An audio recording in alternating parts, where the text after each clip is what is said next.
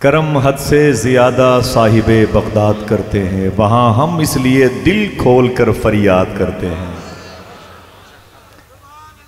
कोई मुश्किल हमारी इसलिए मुश्किल नहीं रहती कि हर मुश्किल में हम मुश्किल कुशा को याद करते हैं।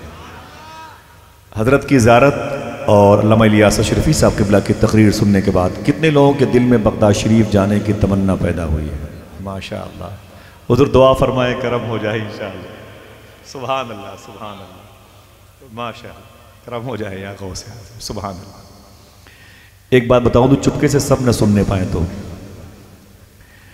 जिसने ज़िंदगी में गौस आज़म को नहीं छोड़ा,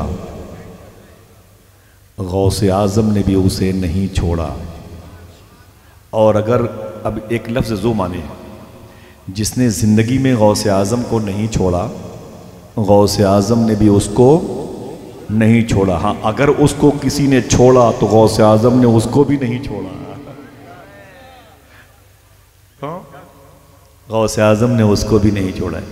हुज़ूर गौस पाक के एक साहब ने बड़ी तारीफ़ की, सुनी तो गौस पाक के मोहल्ले में आ गए गौस पाक से मिलने के लिए। ठीक है, गौस पाक से मिलने के लिए आए तो गौस पाक के बाबू शेख के बाहर बड़ी सी बाउंड्री देखी तो बोले यार ये बाउंड्री कैसी है? तो किसी ने कहा इसमें गौस पाक के घोड़े बंधे हैं। क्या है? आप लोग हैं कहीं चले गए? हाँ बता दीजिए। बोले इसमें गौस पाक के घोड़े बंधे हैं। तो उसने मेन गेट से देखा, यार ये इतने कीमती कीमती आला नस्ल के घोड़े। बोले यार ये तो गौस पाक बोलते हैं कि अल्लाह वाले हैं, फ़कीर हैं, तारिक दुनिया हैं, ये इतने कीमती कीमती घोड़े पाल रखे हैं। ना ना ना ना, बस दिल फीका पड़ गया माज़अल्लाह। गौस पाक से मुलाकात नहीं की और वापस चले आए। जब वापस चले आए तो बीमार पड़ गए। 1 मिनट में बात ख़त्म है। बीमार पड़ गए और जब बीमार पड़ गए तो बड़ा इलाज करवाया, शिफा नहीं मिली। एक हकीम के पास गए तो उसने कहा तुम बच नहीं सकते। बोले कोई सूरत? बोले एक आखिरी सूरत है। आवाज़ पहुंची? बोले एक आखिरी सूरत है तुम्हारे बचने की। बोले वो क्या? बोले कि एक आला नस्ल का घोड़ा होता है। अल्लामा अब्दुल कादिर अरबली ने इस वाक़े को अपनी किताब में लिखा है। एक आला नस्ल का घोड़ा होता है, उसके जिस्म के अंदर एक गोश्त का लोथड़ा होता है। अगर वो तुम्हें 40 घोड़े मिल जाएं तो हर दिन उस गोश्त के लोथड़े को तुम खाओगे, तुम्हें शिफा मिल जाएगी, वरना तुम्हारे बच्चे यतीम हो जाएंगे, बीवी तुम्हारी बेवा हो जाएगी। उसने कहा कि हुजूर ये घोड़ा कहाँ मिलेगा? 40 घोड़ा आला नस्ल का। तो उसने कहा कि ये सिर्फ बादशाहों के पास रहता है। कहाँ रहता है? जोर से बोलो। बादशाहों के पास रहता है। कहा वो कहाँ मुझे देंगे? कहा एक और बारगाह है जहाँ से मिल सकता है। कहा वो शेख अब्दुल कादिर जिलानी की बारगाह है। बोले फिर ये घोड़े कहाँ मिलेंगे? तो हकीम ने कहा एक ज़ात ऐसी है जिसके पास मिल सकते हैं और वो तुम्हें अता भी कर सकती। कहा वो कौन? कहा शेख अब्दुल कादिर जिलानी। वो बेचारा आया गौस पाक की बारगाह में। कहा सरकार मेरे बच्चों को यतीम होने से बचा लीजिए। कहा क्या बात है?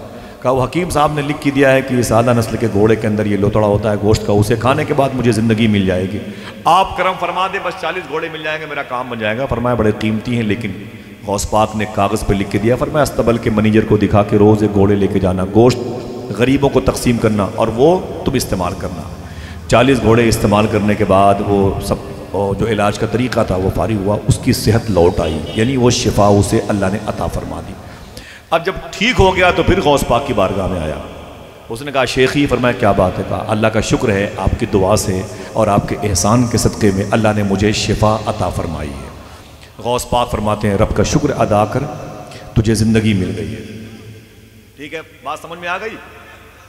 गौस पाक फरमाते हैं तुझे ज़िंदगी। अब गौस पाक अपनी ओरिजिनलिटी के लिबास में नजर आते हैं। कहते हैं ये बता, जब तेरी तबीयत ठीक थी उस वक्त तू बाबू शेख आया था मेरे मोहल्ले में, उस वक्त तूने मुझसे मुलाकात क्यों नहीं की? सारा काम यही पर 10-20 लोग करेंगे। हाँ, यही नारे लगाएंगे, यही उसका जवाब देंगे, यही सुभान अल्लाह भी कहेंगे, यही माशाअल्लाह भी कहेंगे। आप लोग क्या मुहाजिर आदमी हो क्या भाई साहब? हाँ, आपका भी ताल्लुक़ तो अदब नवाज़ों से है ना भाई। हुजूर के खाते हैं, हुजूर के नाम पर तड़पा करें, हुजूर के नाम पर बोला करें, आप समझे। कहते हैं कि ये बता, जब तेरी तबीयत ठीक थी तो इधर आया था, तो उस मुझसे मुलाकात क्यों नहीं की? तो वो समझ गया। उसने कहा हुजूर आया था मुलाकात करने के लिए, लेकिन वो अस्तबल बाउंड्री देखी ना तो इतने घोड़े देखे आला नस्ल के, तो दिल फीका पड़ गया। आप अल्लाह के वली फ़कीर दरवेश मनुष्य और आपको ये सब क्या ज़रूरत है? ये सब। तो मेरा दिल फीका पड़ गया, मैं वापस लौट गया। गौस पाक फरमाते अब समझ में आया वो घोड़े मैंने तेरे लिए पाल रखे थे। मुसीबत में जहां सोचा तुझे आवाज दूं आका, मेरी आवाज से पहले तेरी आवाज आई है, मेरी आवाज से पहले तेरी आवाज आई है। बहुत बहुत शुक्रिया। बैठें, बारगाह गौसियत में आपकी निस्बतों को मजबूत करें।